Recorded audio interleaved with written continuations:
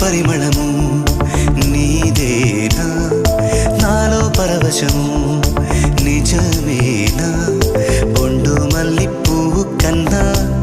తేలికగు నీ సోకు రెండు కళ్ళు మూసుకున్నా లాగు మరి నీ వైపు సొగసును చూసి పాడగాయలా కనులకు మాట రాదుగా అలా